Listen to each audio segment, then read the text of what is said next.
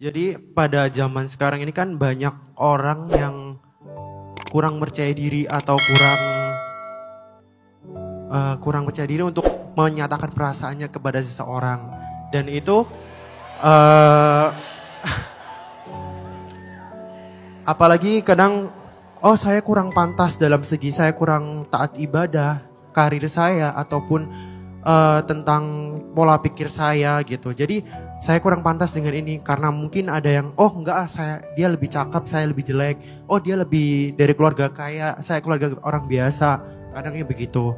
Terus kemudian yang ingin saya tanyakan, menurut Ustadz bagaimana definisi pasangan yang pantas dan yang tepat? Terima kasih.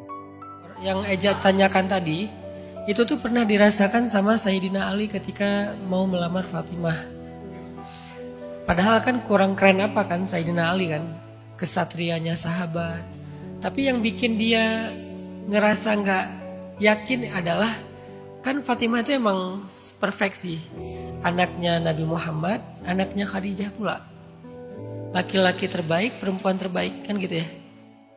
Jadi kayak udahlah, secara fisiknya pasti Fatimah itu cantik banget, secara otaknya pasti brilian banget, secara hati pasti tulus banget, secara amal pasti soleha banget, pokoknya pasti yang perfectnya lah. Ali ngerasa saya kan bukan anak Nabi, bukan anaknya perempuan kayak Khadijah, saya nggak sekeren Fatimah segala macam walaupun teman main dari kecil. Dan ternyata diam-diam dari kecil menyimpan cinta dalam diam. Sama tuh, Fatimah juga menyimpan itu. Cuman kan mereka soleh-soleha.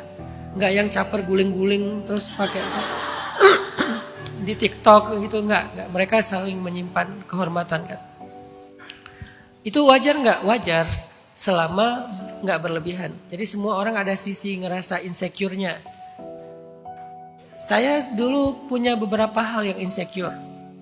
Salah satunya suara. Apalagi kalau lagi nelpon tuh. Ya bu, bapak ini. Ya. Dia nggak tahu orang berewokan gini. Orang olahraga saya olahraga ekstrim. Semua olahraga ekstrim saya lakukan kecil, tinggal satu lagi, skydive, loncat dari pesawat. Karena semua elemen udah air, darat, ya, yang ekstrim-ekstrim, surfing, deep dive, nyelam yang dalam gitu, saking dalam sampai narkosis. Narkosis tuh kayak fly tapi halal ya. Fly di bawah kedalaman yang udah dalam gitu, sampai tiba-tiba penglihatan jadi blur, terus tiba-tiba kayak fly banget, aku kok nikmat banget ya, kenapa aku bahagia ya gitu ya. Udah yang ekstrim-ekstrim, tinggal satu lagi elemen udara. Kan saya pengen jadi skydive, loncat dari pesawat. Kenapa belum Ustaz? Belum dapat izin dari istri. Kata istri saya, olahraga yang lain kamu coba boleh, kalau gagal paling kamu cedera. Tapi kalau ini gagal pindah alam katanya. Oh ya udahlah gitu. Padahal udah pengen banget. Teman-teman di angkatan udara juga udah ngajakin. Setiap saya naik pesawat komersil, saya duduk di jendela, saya ngeliat keluar. Ini kalau loncat kayaknya seru ya. Karena suka adrenalin kan. Dipanggil bu. Tahu gak sih rasanya orang yang suka adrenalin, olahraganya ekstrim-ekstrim dipanggil bu. Itu secara emosional tuh lebih berat loh. Kalau di healing saya, kalau di Bandung berkuda. Dan menembak di atas kuda, memanah. Dan nembak ini juga, tapi legal ya, di Polri misalnya. Jadi kayak olahraga kayak gitulah. Boxing segala macam, ya semampunya aja, bukan jago, bukan atlet, tapi emang senang aja gitu. Nah ini artinya dipanggil bu itu insecure banget tuh. Dibandingkan orang yang biasa aja dipanggil bu, udah insecure, apalagi ini senang yang maskulin dibilang, bu gimana gak terpukul mental saya.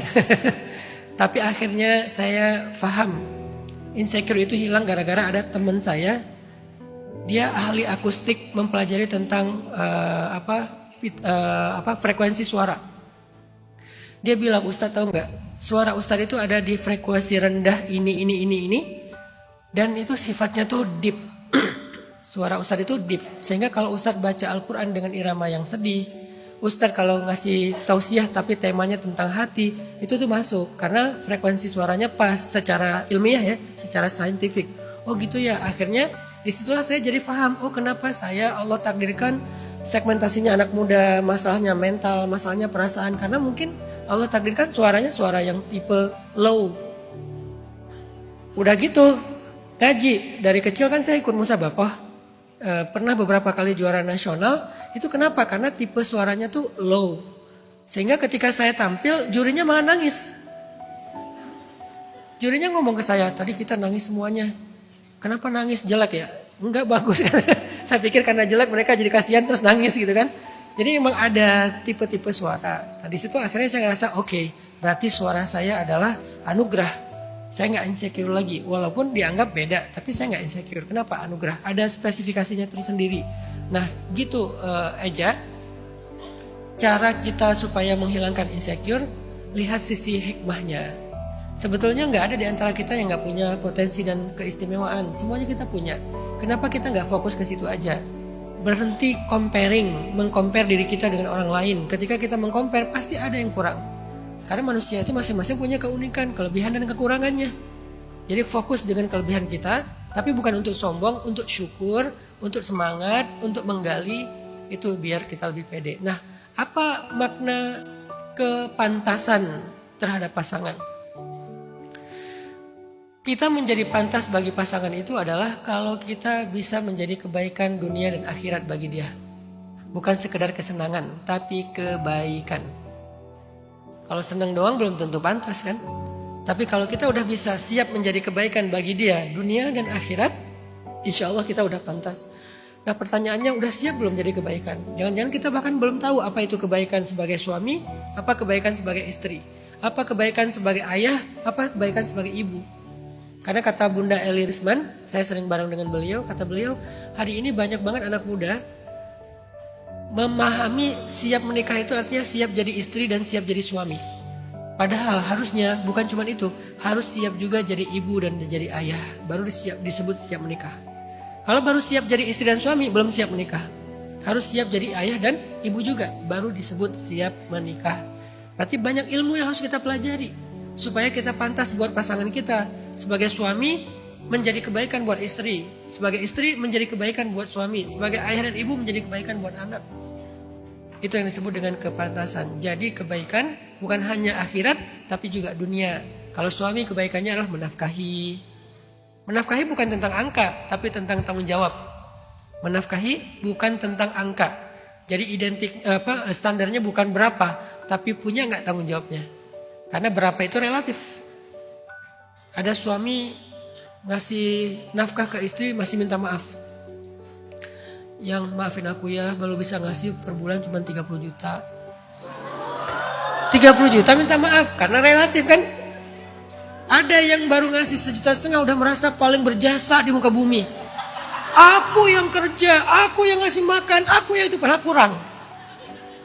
Itu relatif, jadi bukan tentang angka, tapi tentang tanggung jawab. Kalau suami ke istri, kalau istri tentang menyempurnakan hak suami atau membahagiakan kebutuhan-kebutuhan suami.